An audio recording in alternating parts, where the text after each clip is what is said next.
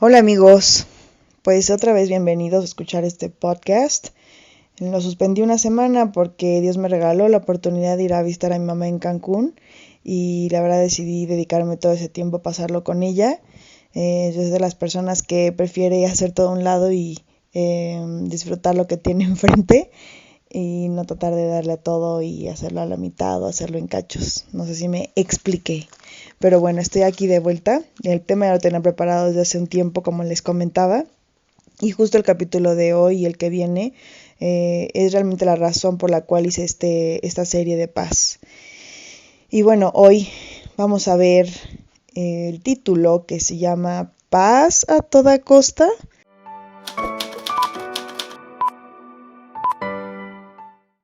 Tal cual como en una pregunta.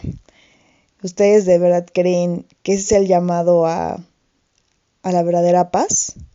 Que sea paz sobre todas las cosas, paz a toda costa. Bueno, yo creo que es importante estudiar la perspectiva bíblica del llamado a la paz, el verdadero llamado a la paz. Y bueno, para esto quiero que leamos 1 de Pedro 3:8. Yo lo voy a leer en la Reina Valera, aunque también lo pueden leer en la en la traducción que ustedes prefieran. Recomiendo, hay varias, pero esta es como la que en la que he memorizado más y por algo la tengo como muy fresca siempre. Entonces, 1 de Pedro 3:8. Finalmente, sed todos de un mismo sentir, compasivos, amándonos fraternalmente, misericordiosos, amigables, no devolviendo mal por mal, ni maldición por maldición, sino por el contrario, bendiciendo, sabiendo que fuisteis llamados para que heredaseis bendición. Y bueno, si ustedes recuerdan la lista, es de un mismo sentir, compasivos, amándonos fraternalmente, misericordiosos, amigables, sin devolver mal por mal, llamados a heredar bendición. Y bueno, creo que vamos a tener que continuar con el siguiente versículo, porque el que quiere amar la vida y ver días buenos, refrene su lengua de mal, y sus labios no hablen engaño. Apártese del mal y haga el bien, busque la paz y sígala. Porque los ojos del Señor están sobre los justos y sus oídos atentos a sus oraciones, pero el rostro del Señor está contra aquellos que hacen el mal. Entonces, aquí dice, busque la paz y sígala. Entonces, bueno, creo que es un llamado más alto el que un creyente vive.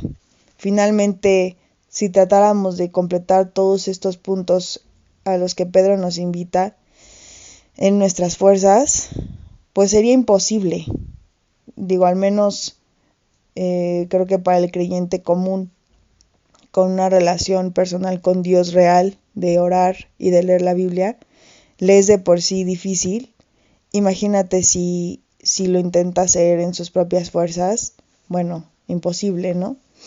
Creo que este llamado al que nos invita a Dios es más alto que la ley que regía antes al pueblo de Dios, ¿no?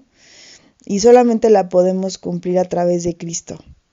El poder de Cristo sigue siendo el mismo con el que se abrió el mar enfrente de Moisés, el mismo que hizo los milagros en la gente y los sanaba.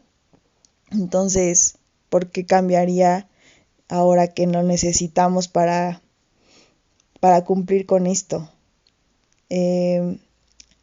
Pero si ustedes se ponen a examinar, antes decíamos, bueno, pues podemos seguir pecando, pues Dios ya nos perdonó, podemos seguir nuestra vida, pero no.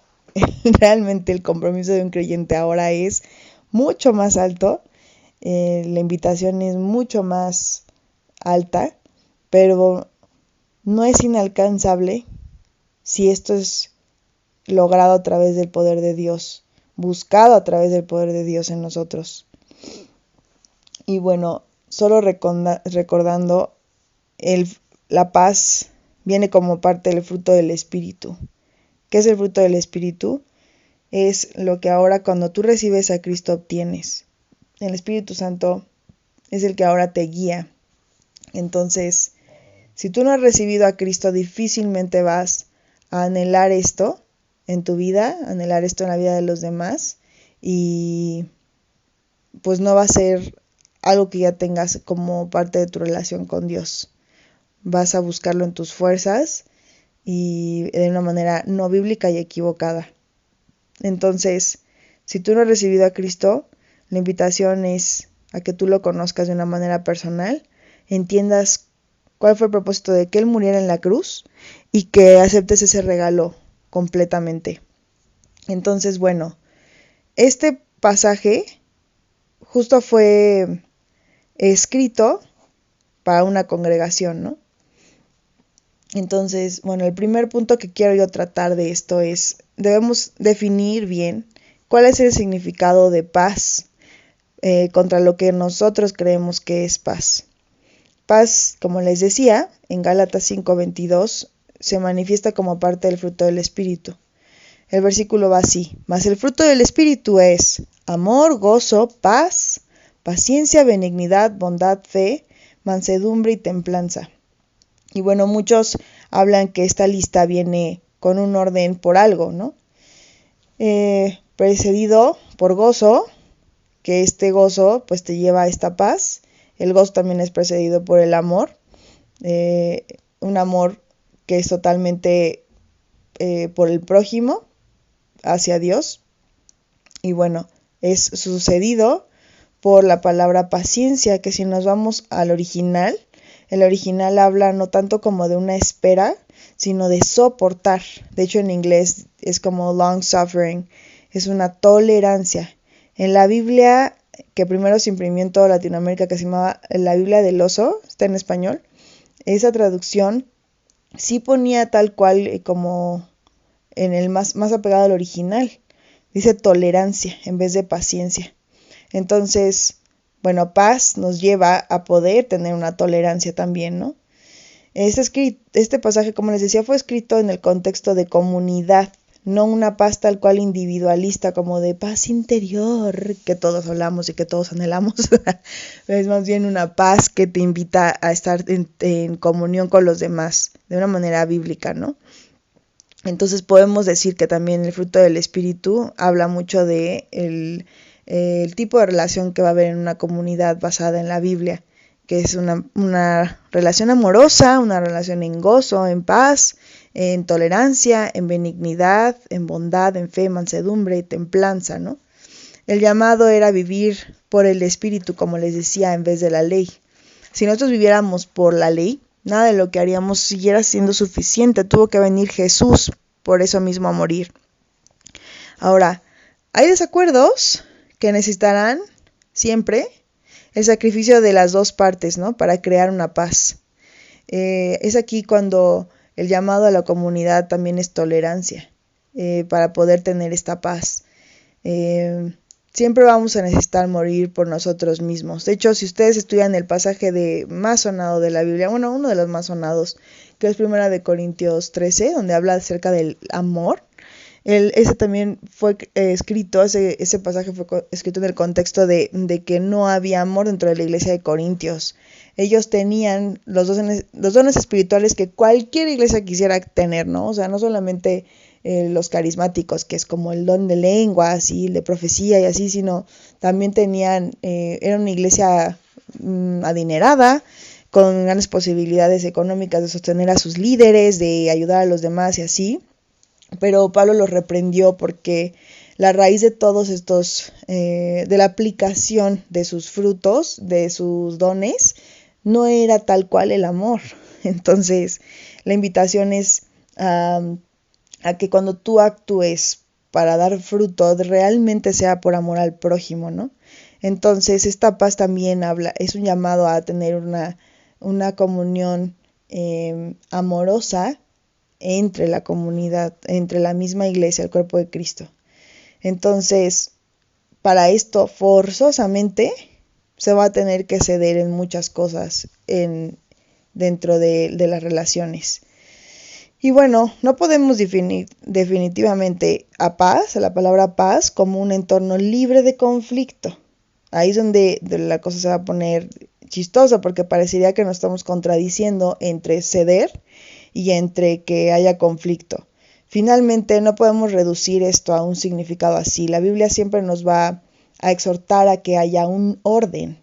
Y, por ejemplo, si nosotros redujéramos este significado a que es un entorno libre de conflicto, es como si dijéramos, por ejemplo, no, es que la verdad, como mamá, yo no quiero molestar a mi adolescente porque pues no quiero que se altere la paz del hogar, ¿no? No quiero que haya un conflicto en el hogar.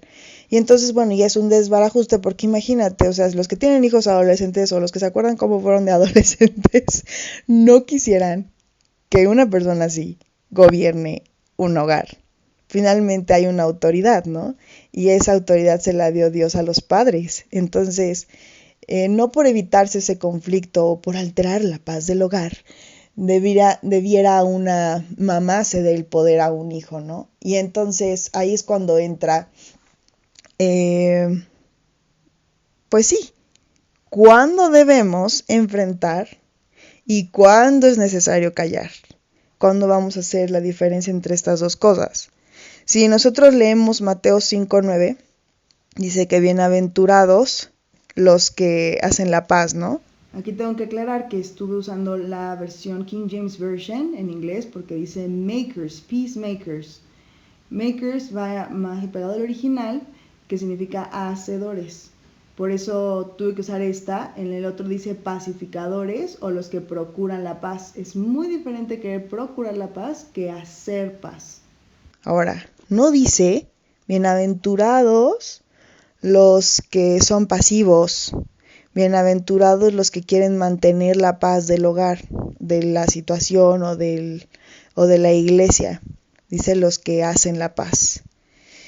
Entonces, este sería nuestro siguiente punto.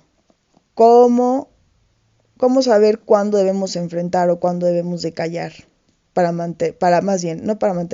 hacer la paz. Entonces, bueno, muy sencillo, pareciera. La palabra de Dios tiene las recetas para cada situación. Yo creo que si nosotros leemos la Biblia de principio a fin, vamos a ver que hay muchas situaciones en las que nosotros pudiéramos catalogar la situación en la que nos encontremos actualmente. Dios dejó a través de las diferentes personalidades, escritores, ¿cómo se dice? Characters, los participantes, sí, todo este tipo es un espectro enorme de gente que participa en la Biblia, ¿no?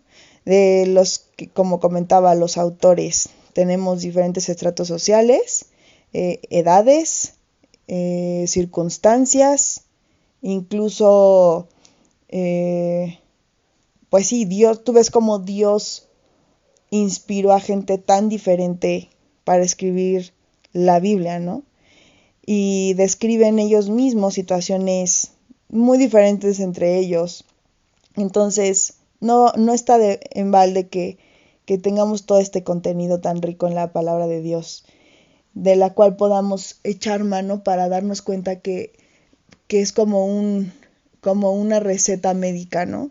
Para cada situación hay una medicina diferente. Entonces pudiéramos ver así la palabra de Dios para encontrar la respuesta a este tipo particular de dudas. Vamos a leer Gálatas 2:11. Dice, pero cuando Pedro vino a Antioquía fue donde se fundó la iglesia cristiana, pudiéramos decir, en el primer lugar donde se llamaron cristianos.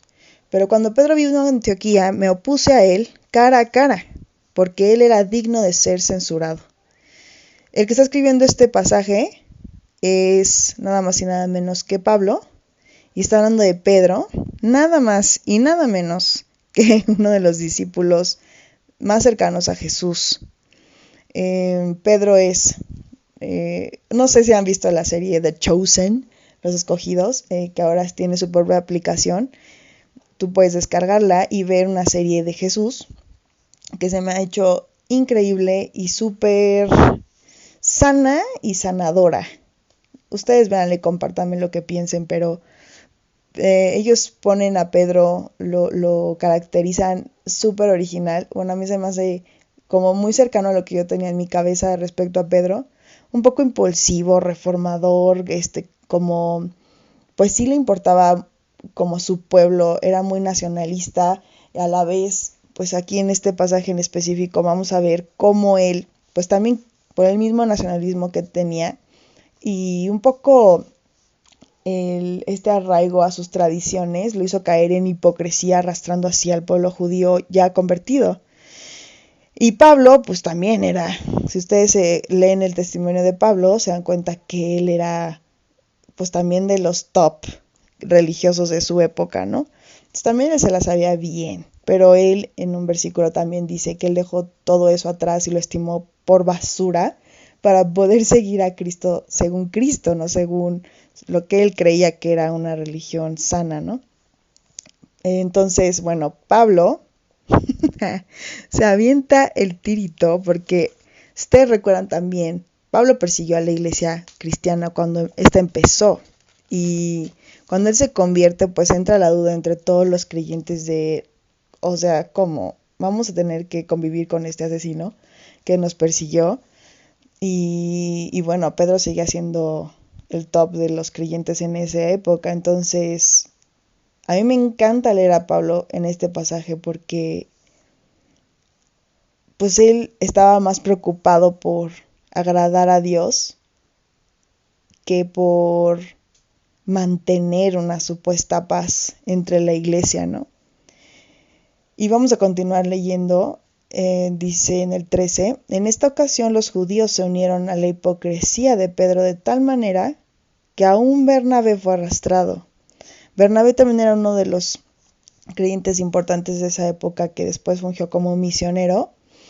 Y bueno, imagínate Pablo siendo recién convertido, no habiendo conocido a Jesús como lo conoció Pedro, no teniendo el renombre que tenía Pedro ni Bernabé en la iglesia en ese tiempo, pues Dios le puso en su corazón oponerse a Pedro. Pero me encanta que dice, me puse a él cara a cara, porque él era digno de ser censurado. O sea, imagínate el valor de Pablo, ¿no? Al enfrentarlo. Y me gusta porque también habla de él como una persona íntegra.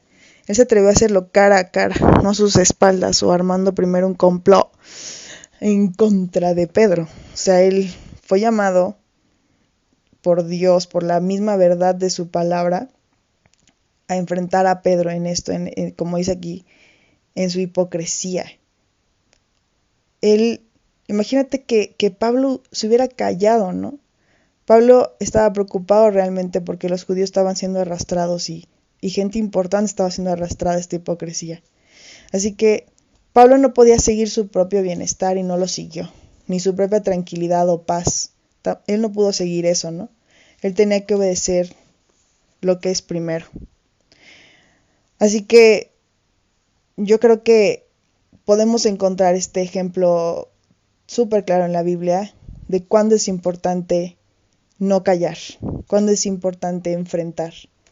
Finalmente, por eso es importante, por ejemplo, que dentro de una organización la gente sea llamada a rendir cuentas, sea un lugar donde no, no sean como justos por su propia opinión, sino que tengan un consejo, un filtro, gente cercana en su mismo nivel que los llame a rendir cuentas de sus actos, ¿no?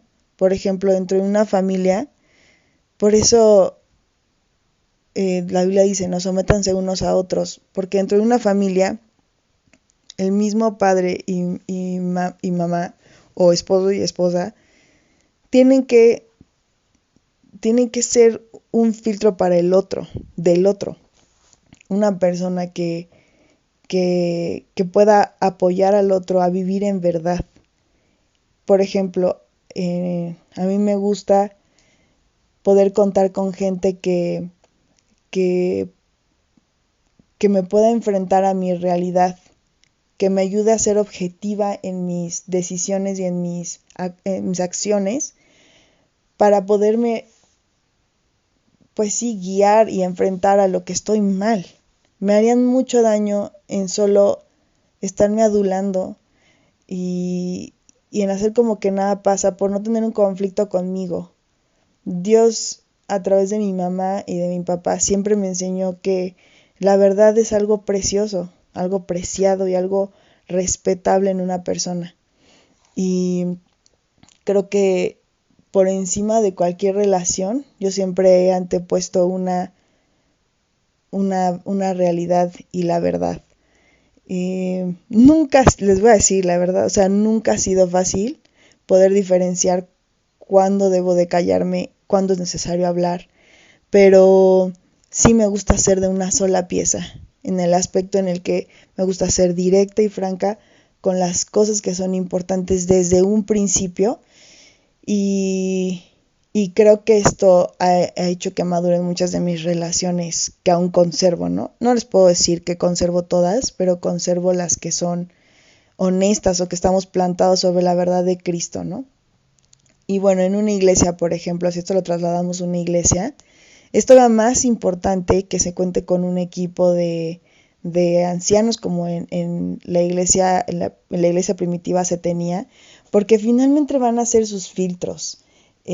Un pastor tiene la debilidad humana que cualquiera de nosotros tenemos a perder el piso. Hay gente que como decimos aquí en México, ¿no? O sea, se suben en un ladrillo y ya perdieron el piso. Es totalmente cierto. En el capítulo pasado yo les platicaba que el ser humano no está preparado para tener popularidad. No fuimos creados con una fuerza para enfrentar el tener seguidores, el ser famosos, las riquezas. Y siempre vamos a necesitar, como dice también en Eclesiastés, a otro, que son dos mejores son que uno, ¿no?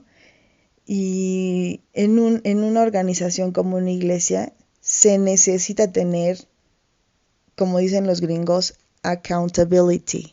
El hecho de que tú puedas rendir cuentas de tu ministerio, de lo que inclusive haces con tu dinero, el fruto que estás dando, a dónde estás dirigiendo y qué estás predicando. Por ejemplo, yo ahora conozco una iglesia que se llama Wheaton Bible Church, que constantemente comparto con ustedes respecto a los mensajes que escucho de ellos. En la parte específica en español, que se llama Iglesia del Pueblo, conozco a los dos pastores que dirigen la Iglesia del Pueblo, ¿no? Y son amigos de hace mucho tiempo.